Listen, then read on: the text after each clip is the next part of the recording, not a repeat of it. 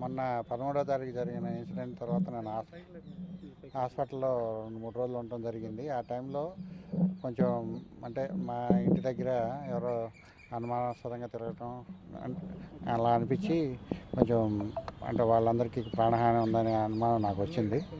అందుకని మేము హైకోర్టుని ఆశ్రయించడం జరిగింది.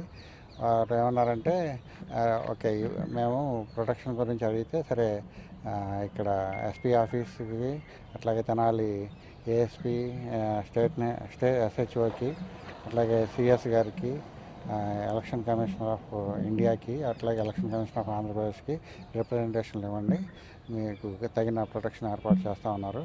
ఆ ఆదేశాలను అనుసరించి ఇక్కడ మేము మన గుంటూరు ఎస్పీ ఆఫీస్లో రిప్రజెంటేషన్ ఇవ్వడం జరిగింది. వారు సవినయంగా తీసుకున్నారు.